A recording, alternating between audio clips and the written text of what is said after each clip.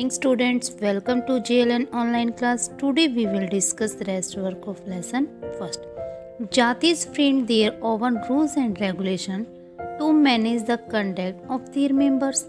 These regulations were enforced by an assembly of elders described in some areas as the Jati Panchayat.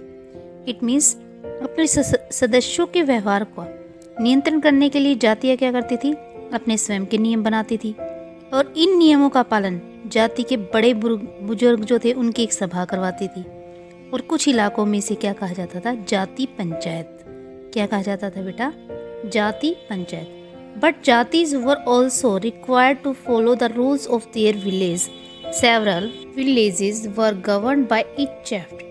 Together they were only one small unit of a state. It means ये जातियों को अपने निवास के गांव के रिवाजों का भी पालन करना पड़ता था। इसके अलावा कई गांवों पर मुखियाओं का शासन होता था। मिल मिलाकर वे किसी एक राज्य की छोटी इकाई भर होते थे। नेक्स्ट पॉइंट आता है रीजन एंड एम्पायर, क्षेत्र और साम्राज्य।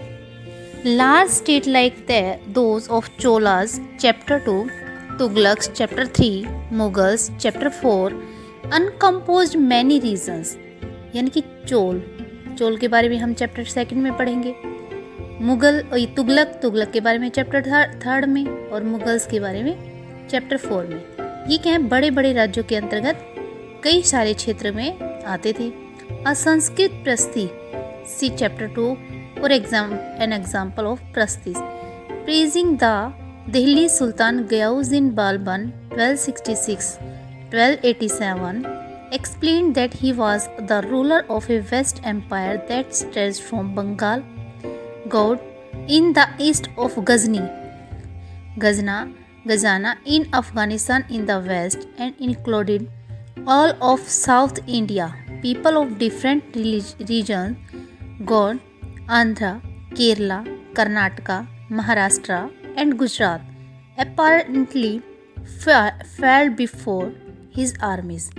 इट मीन्स क्या होता था, दिल्ली के जो सुल्तान गयाउद्दीन बालबन जिसने 1266 से 1287 की प्रशंसा में एक संस्कृत प्रस्ती, जो कि आप उदाहरण ले सकते हैं चैप्टर 2 में, कि एक विशाल साम्राज्य शासक बताया। कितना अच्छा शासक था, इतना बड़ा उसका साम्राज्य था, जो पूर्व में कहाँ से कहाँ तक, बंगाल गोड से लेकर पश्चिम में अफगानिस्तान की गजन तक फैला हुआ था, जिसमें संपूर्ण दक्षिण भारत द्रविड़ भी आ जाता था।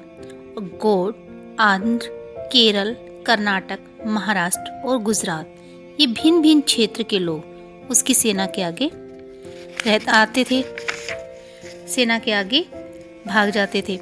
हिस्टोरियंस, इतिहासकार बताते हैं कि regards these are exaggerated claims of conquest. At the same time, they try to understand why rulers kept claiming to have control over different part of the subcontinents. इतिहासकार विजय अभियान के इन दावों को अतिशयोक्तिपूर्ण होता है बेटा। किसी की बढ़ा चढ़ाकर इतनी प्रशंसा करना भी वो है नहीं, इतना उसको बढ़ा चढ़ाकर बताया जाए। साथ ही वे ये समझने की कोशिश में भी लगे रहते थे कि शासक लोग इस उपमहाद्वीप के भिन्न भिन्न भागों पर अपने अधिकार का उल्लेख क्यों करते थे। नेक्स्ट पॉइंट आता है लैंग्वेज एंड रीजन, भाषा तथा क्षेत्र।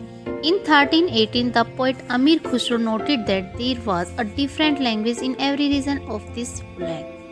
1318 में कवि अमीर खुसरो ने इस बात पर गौर किया कि इस देश में हर क्षेत्र में एक अलग भाषा बोली जाती।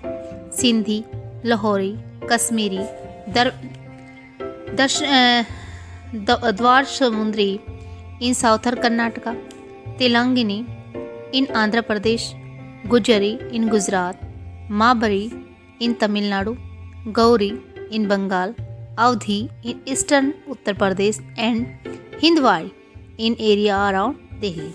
तो इस एरियाज में ना अलग अलग भाषा बोली जाती थी। सिंधी, लाहौरी, कश्मीरी, द्वार समुद्री दक्षिण कर्नाटक में बोली जाती थी, तेलंगानी आंध्र प्रदेश में, गुजरी कहाँ बोली जाती थी, गुजरात में, माबारी ये तमिलनाडु में और गोडी बंगाल में, अवधी पूर्व उत्तर प्रदेश में, और हिंदवी जो दिल्ली के आसपास के क्षेत्र में बोली जाती थी। अमीर Khusro went on to explain that in contrast to these languages there was Sanskrit which did not belong to any region. It was an old language and common people do not know it, only the Brahmins do.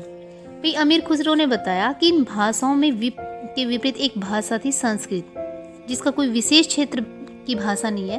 ये एक प्राचीन भाषा है जिसे केवल ब्राह्मण ही जानते थे, आम जनता नहीं जानती थी। नेक्स्ट आता है make a list of the language mentioned by Amir Khusrau, prepare another list of the names of language spoken today in the region he mentioned, underline names that are similar and circle those that are different. Next आता है कि अमीर खुसरो ने जिन भाषाओं के बारे में ऊपर बताया है उनकी एक सूची बनाएंगे आप, और एक सूची उन भाषाओं के नामों की बनाएंगे जो उनके द्वारा उल्लिखित क्षेत्रों में आज बोली जाती हैं। जो नाम एक से हैं उन्हें रेखांकित कीजिए, और जो नाम अलग अलग हैं उनके चारों आप घेरा लगाएंगे। Did you notice that name by which language are known have changed over time? भी क्या आपको ध्यान है कि समय के साथ साथ इन भाषाओं के नाम बदल दिए गए हैं। Dear students, enough for today. In next class we will discuss rest work of this chapter. Thank you and have a nice day.